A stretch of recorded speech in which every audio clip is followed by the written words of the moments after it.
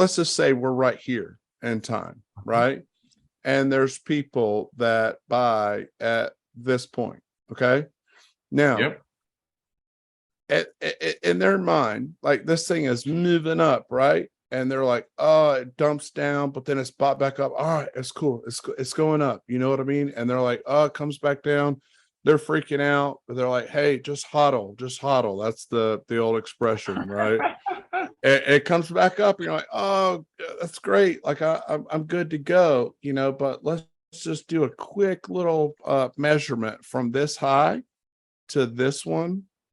And let me do it with this to make it a little easier. I think y'all can see this. Y'all let me know if you can see this. This is a 12.95% difference. Okay. Now, if we keep that in mind, and then we also measure from here to the low, that's a 46% difference. And then if we measure from this low to that same high, that was a 12% difference. That's 102.4%. Like difference. Yeah. What good does hodling from here that it comes back almost with the same point you bought in, right?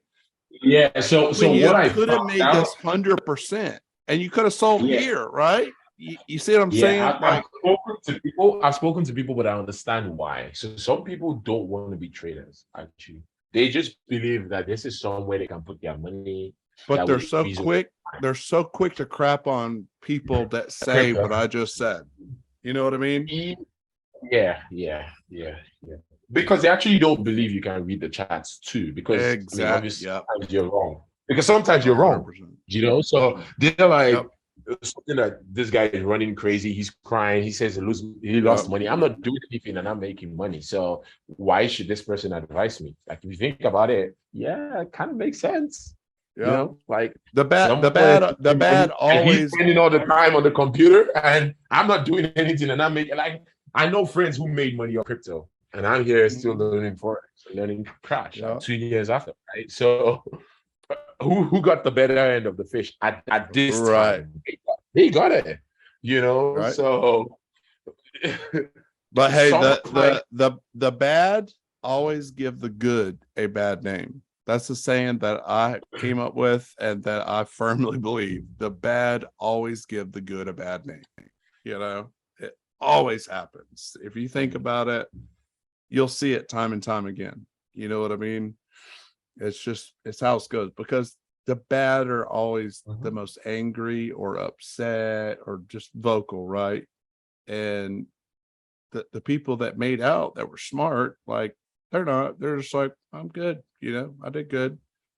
But those people that messed up, they're screaming on social media, they're crying, they're whining, they're doing this, they're doing that, and they crap on everybody. There's that guy, I don't want to say his name because I don't want to be that guy that craps on people on YouTube, but he's somebody that's always whining about every time it dumps. He's like, it's what I tell you guys, you got to stop leverage trading. You know, every time it happens, a bunch of people get stopped out and then it dumps, you know. And it's like, dude, that's just the way the markets are. You know what I mean? That's the way in which they work. It's not because one person or even a larger group of people did this or that. It's the way they are. I mean, it's not always about, more times than not, it's not about, oh, X amount of people bought here and it pumped, and then X amount of people sold here. That plays a factor, but I'm telling you, why do you think the Fibonacci sequence works in trading? Why do you think the Fibonacci sequence appears in seashells and tree leaves? You know what I mean? There's a geometrical, like a mathematical thing that is happening in charts. And the reason, in my opinion, that it happens is because this high right here, right, that right there, change this to pink. Okay. And then I'll clone that and I'll move that to, oops, I've just grabbed it. That there. All right, I'm going to clone that, and then I'm going to move this one there. So that high and that low created everything in front of it. Even this, it created this and that and this. It's like a domino effect. It's a cascade, right? So if we look at these levels, especially in the higher time frames, the first all-time high and the low that created that high are what created everything. And if we look at this, like, we can see it, it breaks it, bam, look at that. And this is a freaking monthly time frame, man. This is a monthly. What is this low? Let's just take a look at it. So the low on this one is 220.81. Okay. What's our level? 220.93. I mean, that, like, this is a Coke chart. That's $220 sitting like, $24,000. That's insanely tight, right? Comes up, look at it, hits it again, bam, bam, bounces, same thing over here. So my point is these things create all of this. So there is math involved. It's not just, oh, this was this level or that level, so people bought or sold.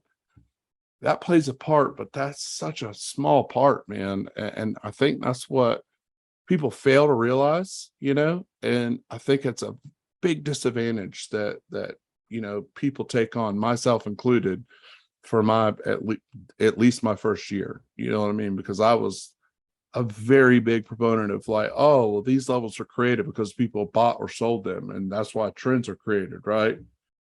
I'm telling you right now that that's not true. I have so many freaking things that support that that's not true. And if you think about what I just said, and then you also factor in that you have these trends, right? Like, you have trends that come up, like, from from those same levels, right? Of course. So you have these trends that are created. These aren't perfect, but I'm just kind of popping them on. And then, they move away from it, and then we move them that way, and so on and so forth, right? And then when this move comes up and then comes over here, I promise you, and you can take a screenshot and, come at me in 2 years, 3 years, whenever it comes over here, because it's a monthly chart, but I promise you that it will react to these. And it's just because they're all tied in. It's all a domino effect. It's like a big table with dominoes on it. This was one domino, and this was one. My question here is, don't you think they react to it because some people are actually looking at it? That's why I said part of it is, but okay, I'm trying to think. It's hard to explain, but and it's going to sound kind of hokey, but the charts and the way they act, it's almost like they have a personality. Like, I know it sounds stupid, but it's like they're alive. You know what I mean? And they're alive for both reasons. It's not that one is more important than the other, but they're both tied together. It's like a hybrid. You know what I mean? And you can look at literal paper charts when they first started using candlesticks in Japan. You can look at paper charts, and they did the same thing, right? And it wasn't that it was like they started doing this on purpose. It was that somebody discovered it, right? They discovered that this was happening. And it's because of the way human minds work, our psychology, our greed, our fear. And it's this formula, it's this, like, formula that all these things tie in together. That's almost like damn near unexplainable. You know what I mean? Yeah. Because think about it like this. Okay. So if we're looking at this chart, right? And let's just pretend hypothetically that this is Bitcoin. Okay. Now, what do we all know about Bitcoin and a lot of the people that buy, sell, trade Bitcoin? Well, we know a lot of them have no clue what they're doing. You know what I mean? We were all there. I'm not insulting anyone, but Some people are just like, oh, I heard about Bitcoin from my neighbor, I'm gonna buy, blah, you know what I mean? So imagine how many people are doing that. And then imagine these levels hitting to the dollar or 15 cents like that last one. So if it was solely because people bought and sold at these levels, doesn't it stand to reason that these people that have no clue what they're doing, and there's a lot of them, especially in crypto, doesn't it stand to reason that they would at least skew these levels, right? Like it would push through them and not hit them, but you know what I mean?